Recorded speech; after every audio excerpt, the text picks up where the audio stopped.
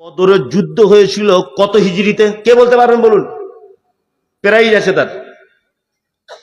কত হিজরিতে বদরের যুদ্ধ হয়েছিল একজন বলুন? জানা নেই? জানা নেই। আচ্ছা বলো, পারবে না। 2 হিজরিতে। 2 কত? 2। আর এই যুদ্ধতে আল্লাহ নবী সাল্লাল্লাহু আলাইহি ওয়াসাল্লামের সাহাবী শহীদ হয়েছিলেন কতজন? 14 জন। মুসলিম সৈন্য কত ছিল?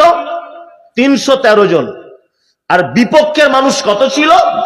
1000 জন। কি বললাম বুঝলেন? আল্লাহ নবী সাল্লাল্লাহু আলাইহি ওয়াসাল্লাম এই যুদ্ধতে জয় লাভ করেছিলেন, মুসলিমদের জয় এসেছিল, তাই না? আর মুসলিমরা এই যুদ্ধতে গনিমতের অনেক মাল পেয়েছিল, যাকে বলা হয় মালে ফাই, মানে অবশিষ্ট মাল। মানে বেঈমান মুশরিকেরা তাদের উট, তাদের ঘোড়া, তাদের সামানপত্র ফেলে দিয়ে মুসলিমদের আঘাতের কারণে ময়দান ছেড়ে তারা পালিয়ে গিয়েছিল। আর সাহাবীগণ যুদ্ধ শেষ করে এই মালগুলোকে এক জায়গায় জমা করেছিলেন। জমা করার পর সাহাবীদের ভিতরে মতনৈক্য সৃষ্টি হলো। একদল সাহাবী বলছেন এই মালগুলো সব আমাদের, কারণ আমরা আল্লাহ নবীকে সব থেকে বেশি করে সাপোর্ট করেছিলাম যাতে নবীর গায়ে আঘাত না লাগে। আর একদল সাহাবী বলছেন যে এই মালগুলো সব আমাদের, আমরা বেঈমানদের ময়দান ছাড়া করে এই মাল আমাদের। এই বলে সাহাবীদের ভিতরে একটা মতনৈক্য সৃষ্টি হলো। 2 দল সাহাবী আল্লাহ নবীর কাছে এলেন। সূরাটি অবতীর্ণ হয়েছে কেন? আসার পর আল্লাহ নবীকে বলছেন, আল্লাহ নবী এই যে মালগুলো আমরা পেয়েছি মালগুলো কাদের? তখন আল্লাহ নবী সাল্লাল্লাহু আলাইহি ওয়াসাল্লাম চুপ থাকলেন, কোনো কথাই বললেন না। কারণ তখনও পর্যন্ত আল্লাহর নবীকে কিছু জানানো হয় নাই। আল্লাহ তাআলা এবার কোরআন অবতীর্ণ করলেন। যখন জিজ্ঞাসা করছেন মালটা কাদের, আল্লাহ তাআলা কোরআন অবতীর্ণ করলেন কি? ইয়াসআলুনাকা আনিল আনফাল। হে নবী, আপনাকে যুদ্ধের মাল সম্পর্কে জিজ্ঞাসা করা হচ্ছে। কুলিল আনফালু লিল্লাহি ওয়া রাসূল। আপনি বলে দেন এই মাল আল্লাহ এবং তার রাসূলের।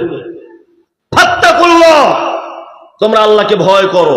ওয়া আসলিহু যাতা বাইনিকুম, আপসের ভিতরে ঝগড়া বিবাদকে মিটিয়ে নাও। আতিউল্লাহ ওয়া আতিউর রাসূল, আল্লাহর আনুগত্য করো, রাসূলের আনুগত্য করো। ইন কুনতুম মুমিনিন, যদি তোমরা মুমিন হয়ে থাকো। আল্লাহ বলছেন যদি তোমরা কি হও? মুমিন যদি তোমরা হয়ে থাকো। আল্লাহু আকবার। এখানে আল্লাহ সুবহানাহু ওয়া তাআলা মুমিন হওয়ার জন্য আগে 3টে কথা বললেন। 1, ফাত্তাকুল্লাহ, আল্লাহর উপরে ভয় করবে। 2, ওয়া আসলিহু যাতা বাইনিকুম, আপসের ভিতরে মুমিন কখনো বিবাদ ঝগড়া মারামারি করবে না। আতিউল্লাহ, মুমিন আল্লাহর আনুগত্য করবে। ওয়া রাসূল, রাসূলের আনুগত্য করবে। ইন কুনতুম মুমিনিন, ইন হচ্ছে শর্তের জন্য ব্যবহার হয়। আল্লাহ বলছে যদি তোমরা মুমিন হও, যদি তোমরা কি হও? মুমিন হও। এবার আমার দিকে ফিরুন, একটা কথা বলি। আমার ছেলেটা মাধ্যমিক পরীক্ষা দিবে, এটা অরিজিনাল নয়, বোঝানোর জন্য বলছি। আমার ছেলে মাধ্যমিক পরীক্ষা দিবে। তো মাধ্যমিক পরীক্ষা দিতে যাওয়ার আগে আমি আমার ছেলেকে বলছি, আব্বু তুমি যদি ফার্স্ট হও, তুমি যদি কি হও? ফার্স্ট হও। আচ্ছা বলুন তো দেখি, কথা সম্পূর্ণ হলো? হলো? সম্পূর্ণ কখন হবে?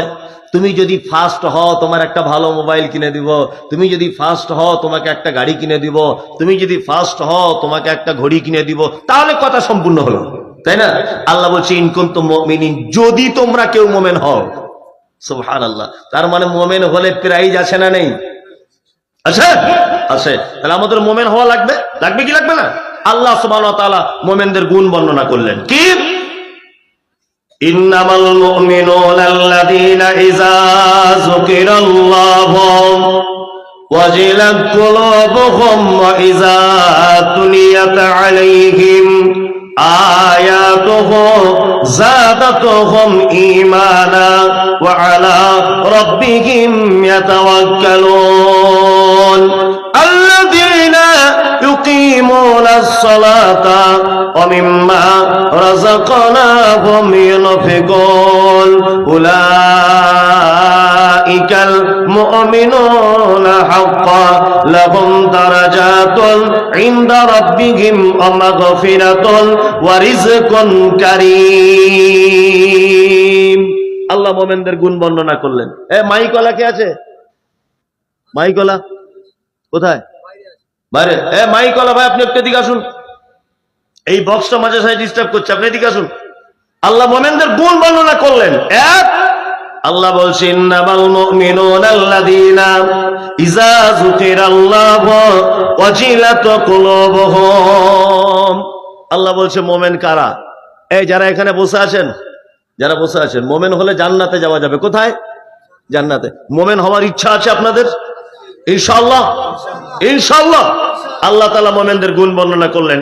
এক, আল্লাহ বলছে মুমিন তারা, মুমিন হলো তারা যাদের সামনে যারা পাপ করে, অন্যায় করে, অন্যায় করার পরে পরে আল্লাহর ভয়ে থরথর করে কাঁপে। এটা হচ্ছে মুমিনের এক নম্বরের গুণ। পাপ করবে, অন্যায় করবে, কিন্তু অন্যায় হয়ে গেলে, আল্লাহর কথা স্মরণ হয়ে গেলে মুমিন কি করবে? ভয়ে থরথর থরথর করে কাঁপবে। এটা মুমিনের এক নম্বরের গুণ। এই আমার দিকে ফিরুন। মুমিন তাহলে ভয় করবে পাপের ব্যাপারে কার? কার? কাকে? আল্লাহকে। এই একটা কথা বলছি, মায়েরা যারা বসে আছেন আপনাদেরকে, আপনার ছেলে ছিপ বুঝেন, ছিপ নিয়ে মাছ ধরে, ছিপ, হ্যাঁ, ঠিক দুপুর 12টার দিকে ছিপ নিয়ে মাছ ধরে নিয়ে এসেছে, 2টা রুই মাছ এরকম সাইজের। আপনি রান্না করে খেয়ে নিলেন, রান্না করে কি খেয়ে নিলেন। আপনার একবার জিজ্ঞাসা করার দরকার ছিল কি ছিল না? ওই বাচ্চাটা যে মাছ কোন পুকুর থেকে আনলি, জিজ্ঞাসা করার দরকার ছিল কি ছিল না? ছিল, ছিল না? ছিল। রাতের অন্ধকারে পাপ করেছেন, আপনার পাপ পৃথিবীর কেউ দেখতে পায়নি, কেউ দেখতে পায়নি। তারপরেও যখন আল্লাহর কথা স্মরণ হবে যে কেউ দেখতে না পাক, এছে কে? আল্লাহ। আমরা পাপ করার ব্যাপারে ঠিক এই রকম করি। কেউ আসছে না তো? কেউ আসছে না তো? পিছন দিকে ফিরে দেখি, কেউ আসছে না তো? সামনে এরকম করে তাকাই কোনো অন্যায় করার সময়, কেউ আসছে না তো? লুকিয়ে লুকিয়ে করে যখন, দেখে কি দেখে না? দেখে। একবার এরকম করে দেখেন যে ফাঁকা আসমানের তলায় মাঠের মাঝখানে ছাগলটা চুরি করছি, কেউ নেই, দেখতে পাচ্ছে একজনকে? আল্লাহ। আল্লাহ তাআলা বলছে মুমিনের এটা গুণ। মুমিন সর্ব ব্যাপারে ভয় করবে কাকে? আল্লাহকে। আর আল্লাহর ভয় চলে এলে ভয়ে থরথর থরথর করে কি করবে? কাঁপবে। এবার আপনাকে একটা আশ্চর্য ঘটনা বলি। মরা মানুষের মতো আপনি বসে থাকুন, ঘটনাটা শুনুন, কত চমৎকার। আল্লাহর ভয় কাকে বলে? সুবহানাল্লাহ, সুবহানাল্লাহ। হযরত ওমরের নাম শুনেছেন? ওমর, হ্যাঁ শুনেছেন। কেমন মানুষ ছিলেন? আল্লাহু আকবার। কেমন মানুষ? আল্লাহ নবী সাল্লাল্লাহু আলাইহি ওয়াসাল্লাম ওমরের ব্যাপারে বলছেন, ওমর, আরে তোমার জন্য জান্নাতের ভিতরে একটা রাজপ্রাসাদ তৈরি করা দেখে এলাম। সুবহানাল্লাহ।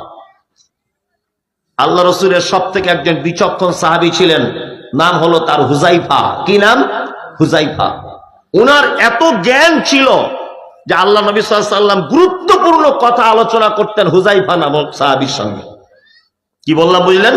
হযরতে হুযায়ফার সঙ্গে আলোচনা করতেন। একদা আল্লাহর নবী, আল্লাহর প্রতি ভয় দেখুন, একদা আল্লাহর নবী হুযায়ফাকে বললেন, হুযায়ফা, আমাদের ভিতরে এই এই লোকগুলো তারা মুনাফিক। মুনাফিকের লিস্টটা করে আল্লাহর নবী হুযায়ফাকে দিলেন। হুযায়ফা এশার নামাজ পড়ে বাড়ি চলে এলেন।